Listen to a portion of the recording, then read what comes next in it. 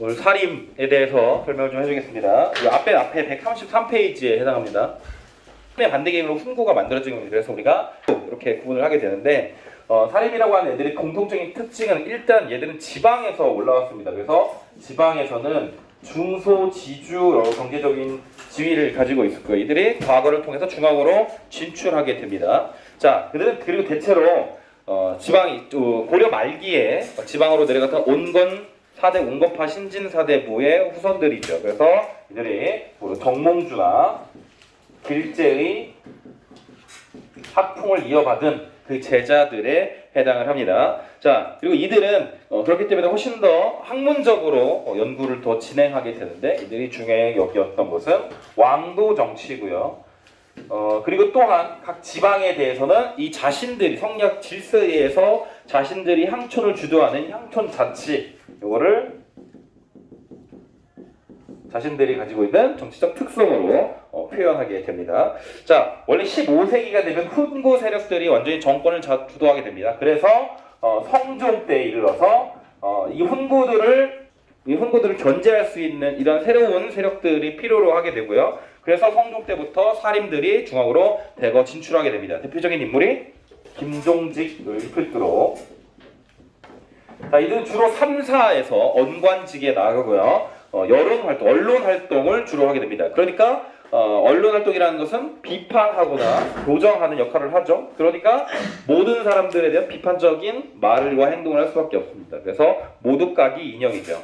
그래서 모든 사람, 훈구 세력은 물론 왕들까지도 이런 사림에 대한 비판적으로 부정적으로 받아들이게 됩니다. 그래서 훈구 세력들과 또는 왕들인 이 사림들에 대한 탄압을 시작하게 되는데 사림이 화를 입은 사건을 우리가 사화라고 이렇게 표현을 합니다. 자, 사림들은 총 4차례, 원래 더 많은데 그 중에 대표적인 게 4차례에 걸쳐서 사화를 경험하게 됩니다. 처음에는 무호사화 그리고 갑자사화가 있는데 이거는 연산군 때 일어난 일들입니다. 자, 이 일들을 통해서 당시 훈구 세력들에 도전하고 있던 새로 등장하고 있던 사림 세력들이 대거 공격을 받게 되고요. 자, 연산군이 이거와 관련해서 여러 가지 폐륜적 행동들이 계속되고 불판이 커지게 되면서 훈구 세력에 의해서 결국은 연산군은 밀려나게 됩니다. 이게 중종 반정이죠. 그래서 중종 반정으로 인해서 왕이 바뀝니다. 자, 중종 반정을 이끌었던 사람들은 훈구 세력이죠. 그러니까 중종은 이 훈구를 대체할 수 있는 또 새로운 자신의 기반을 마련하고 싶은 욕심이 생깁니다. 그래서 새로운 인물을 기용하게 되는데 그 사람이 조광조입니다. 조광조는 사림이죠. 자, 그래서 우리가 여기서 봐야 할 내용은 사림에 의해서, 그러니까 조광조에 의해서 잠깐 넘기십시오. 134페이지. 조광조에 의해서 이루어졌던 개혁 운동, 개혁이 어떤 것들이 있는지, 자, 이러한 내용들을 이제 봐야 됩니다. 이 조광조 같은 경우는 일단 조광조를 중용했던 얘기는 훈구 세력들을 견제하기 시작했던 얘기야. 를 강화하고요. 또 하나는 소격서를 폐지합니다. 자, 또 하나는 조광조가 추진했던 또 하나는 바로 현량과입니다. 이거 중요하죠. 이 현량과는 이전에 이제 그 관리 선발 제도가 과거제였다고 한다면 이건 추천 제도입니다. 그럼 결국 누가 뽑혔을 것 같아? 당연히 사림들이 뽑혔겠죠. 자, 그리고 결정적인 사건이 바로 위훈 삭제 사건입니다. 중종도 조광조에게 학을 떼는 바람에 결국은 조광조가 제거됩니다. 그게 뭐야? 기묘사화. 자, 그 뒤에도 나중에는 외척들 간의 싸움, 대윤과 소윤의 싸움에 사림들이 또 휘말리면서 을사사화까지 일어납니다. 자, 이 총 4번의 사화가 진행이 되면서 사실상 이 사림들이 큰 타격을 입게 되는데, 그래서 선조 때가 되면 이제 완전히 훈구를 몰아내고 사림들이 완벽하게 정권을 차지하는 시기가 옵니다. 대체로 그 척신들, 이전에 우리 마지막에 을사사화에 있었던 이 척신들을 과연 어떻게 할 것이냐를 가지고 의견 대립이 일어나게 되는데 이들은 그래서 크게 동인과 서인으로 나눕니다. 자, 여기 교과서의 134페이지 아래에 보면 동인과 서인으로 붕당을 형성하다라는 내용이 나옵니다. 여기서는 심의겸과 그리고 김효원이 나오는데 김효원이 동쪽에 살아서 동인이 됐고요. 심의겸이 서쪽에 살아서 서인이 됐습니다. 자, 이름은 단순히 이렇게 지었지만 사실상은 엄청난 차이가 있습니다. 자, 동인과 서인들은 사실상 학문적 견해의 차이가 굉장히 크고요. 그리고 출신 지역도 다릅니다. 그러니까 스승이 다르다는 얘기예요.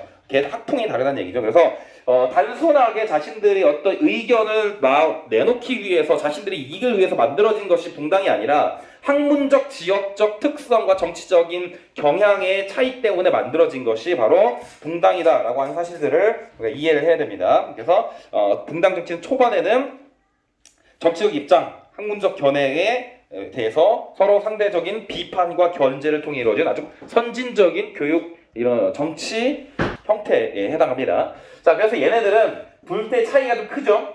동인들이 가지고 있었던 것은 척신들을 어떻게 하자는 게 완전히 없어요. 그래, 척신에 대해서는 받을 수 없어. 다만 서인들은 훌륭한 사람이고 괜찮으면 같이 갈 수 있다라고 이렇게 보게 되는 거죠. 자, 이들이 이제 학풍을 이렇게 보게 되면 대체로 동인들은 이황의 이황의 학풍을 가지고 있습니다. 여긴 반대로 이이겠죠. 그죠? 성혼, 이 이런 단데 여기에 해당하게 됩니다. 자, 그리고 이 동인들이 갖고 있는 건 이상주의적인 경향이 강합니다. 이상주의적인 경향이 강해서 도덕적, 성품, 성심 이런 거 중요하게 여기게 되고요. 근본적이고 이상주의적 경향이 강하고요. 자, 이 같은 경우는 현실적인 것들을 굉장히 중요하게 여기죠. 정책 그리고 개혁 이런 거를 추진하게 됩니다. 그래서 이 둘 사이에는 이런 기본적인 차이가 137페이지 보면 이황과 이에 대해 설명이 나와 있는데 요게 이어져 있으니까 설명을 그대로 쭉 하다 보면은 이황 같은 경우는 두 번째 단락부터 보면 됩니다. 자, 당시 성리학이라고 하는 것이 좀 더 중국과는 다르게 훨씬 더 철학적으로 발견하게 되면서 과연 우리 이 인간이라고 하는 것과 우주라는 것은 무엇을 어떻게 이루어졌을까에 대해 고민을 시작합니다. 그것을 설명하는 방법이 이기론이야. 이와 기로서 설명하는 거죠. 자, 그래서 당시 이황 같은 경우는 심성을 중시하고 근본을 더 중시하고 그런 기상주의적인 특성을 가지고 있죠. 그래서 이것은 왕이 스스로 자기가 깨달아야 돼. 왕에게 이해할 수 있도록 뭘 만들었어? 책을 썼는데 책이 아니라 그림이죠. 성악 10도입니다. 왕 스스로 깨달으라고 이렇게 되어 있는 내용입니다. 자, 반대로 이 같은 경우는 현실적이고 정책적인 것들을 내용을 합니다. 그래서 동호문답에서는 개혁 정치에 어떤 것들을 개혁해야 하는가를 강조했고요. 그리고 또 성리학적인 질서에 대한 성리학에 대해서 이해를 하기 위해서 성학 지묘를 만들죠. 성학 지묘. 자, 이거는 누구를 보라고 만든 거야? 성리학자들 보라고. 성리학자들을 봐서 누구를 도와주라고? 왕을 도와주라고 만들어진 겁니다. 그러니까 내용이 집요야. 내용을 집약해서 요약해 놓은 거라고. 집요입니다. 굉장히 어렵겠죠. 내용상이 굉장히 어렵겠죠. 자, 그런 특징을 가지고 있는 것입니다. 그래서 이형과 이이가 동인과 서인을 대표하는 인물, 학풍을 가진 인물이기도 하고 이런 서로 다른 내용들을 가지고 있는 것들 특징입니다.